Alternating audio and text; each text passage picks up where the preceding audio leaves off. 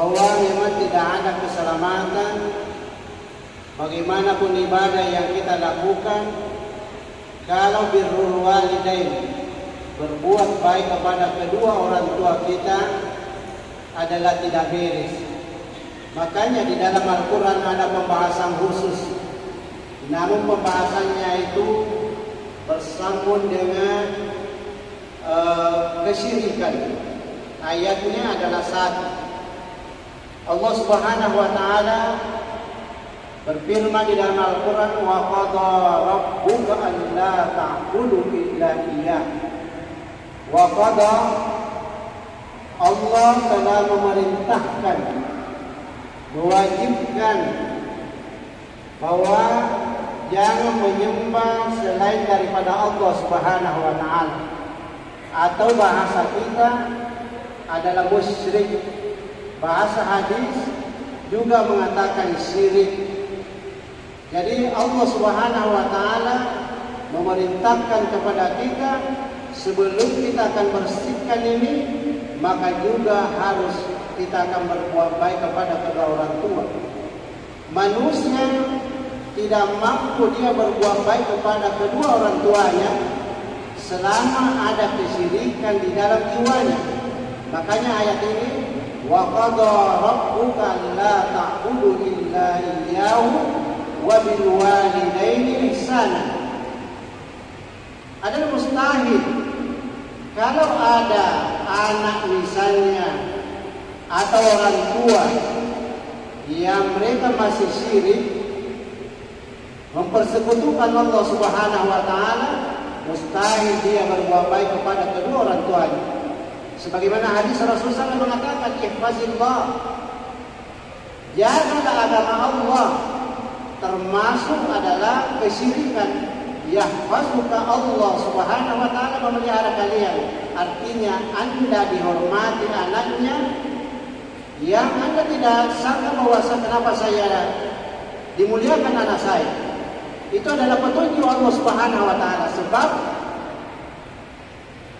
memperbaiki dengan hubungan orang tua itu adalah bukan persoalan fisik, akan tetapi dorongan hati seseorang. Jamaah yang dimuliakan oleh Allah Subhanahu wa taala, olehnya itu sebelum kita akan menyebutkan hadisnya bahwa wa qada rabbuka la ta'budu illa iyyah, Allah memerintahkan kepada kita dalam memerintahkan dari dulu sampai sekarang supaya kita akan menghindari, menjauhi yang namanya kesyirikan, sebagaimana yang diajarkan oleh Muaz bin Jabal waktu beliau bertanya kepada Rasulullah SAW.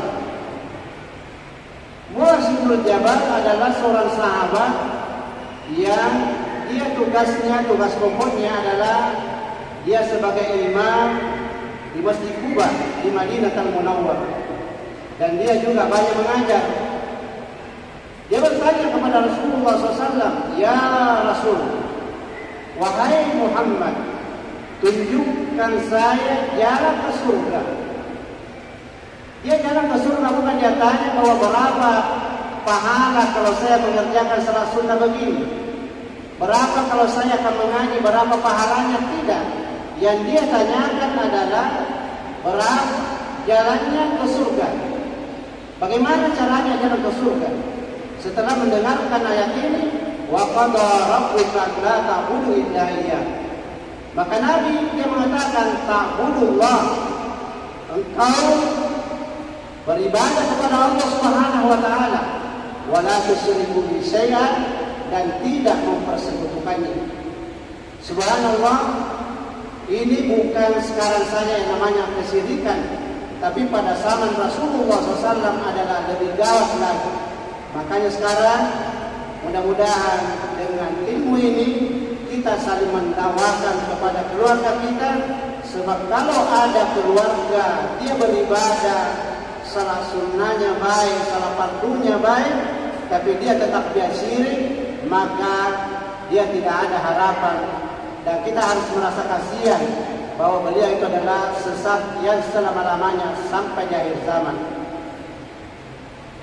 Inti persoalan kita adalah wa bil walidaini ihsana.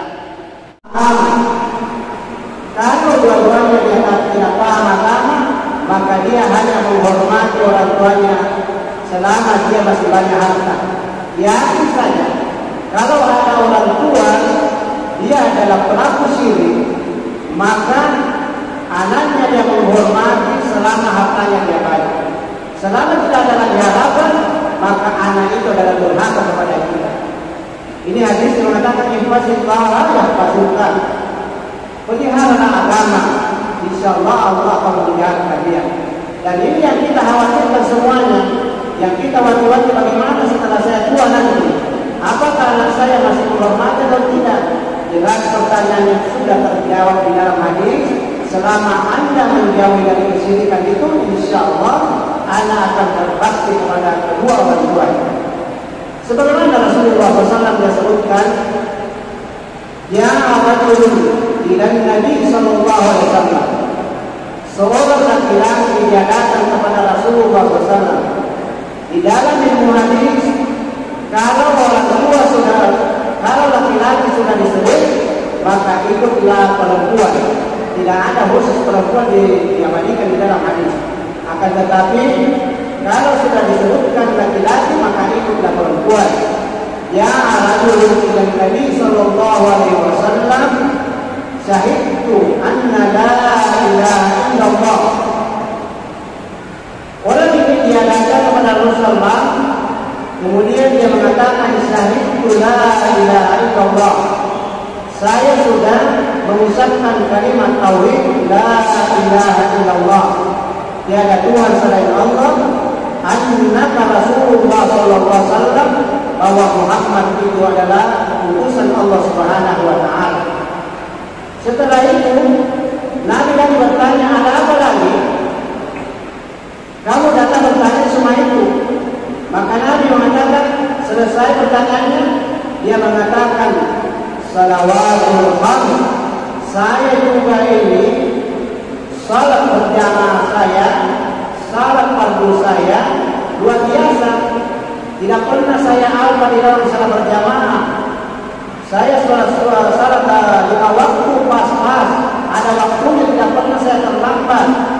Subhanallah, dia adalah orang soleh. Pertama dia sudah ucapkan kalimat syahadat, dia juga tidak syirik. Yang kedua adalah dia tidak pernah dia terlambat salat sunnah, salat berjamaah. Dia bagus, dia salatnya dia lengkap. Kemudian ditanya lagi oleh Nabi, apa lagi? Setelah itu yang kedua, dia jawab lagi, ketika waktu itu zakat. Saya termasuk juga orangnya adalah orang kaya dan dermawan, yang biasa disebut dengan ahlul busur. Apa itu ahlul busur? Adalah orang kaya dan dermawan. Termasuk orang ini adalah ahlul busur. Dia banyak memberikan zakat, baik zakat fitrah dan melimpah, karena memang dia adalah orang kaya.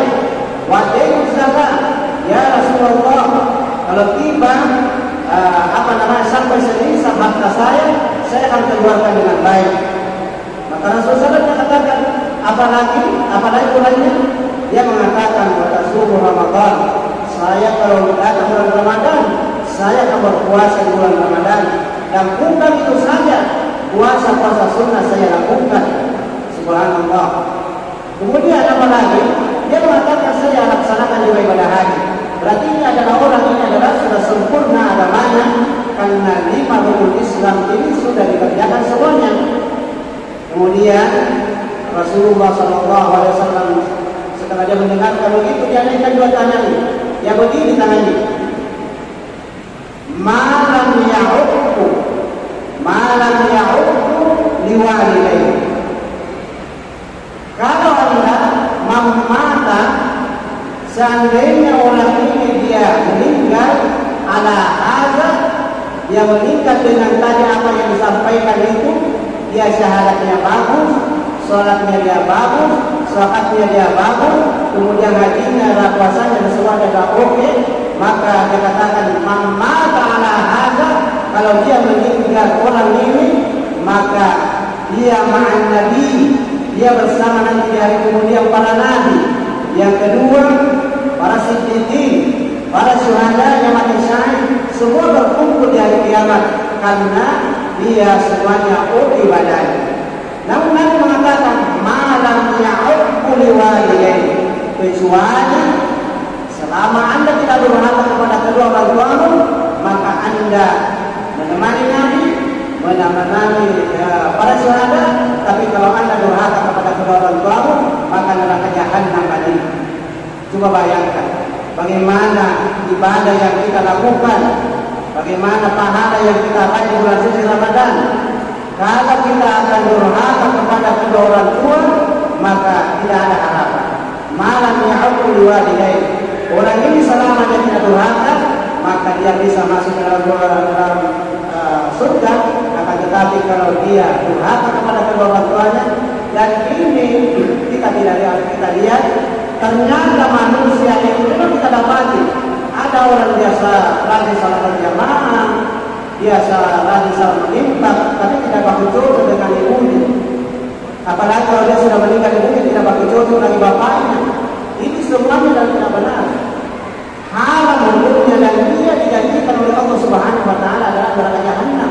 Karena ada hadis lain mengatakan bahwa kalau Anda tidak bagus hubungan antara orang tuamu, ibumu atau bapakmu, maka neraka jahanam bagi.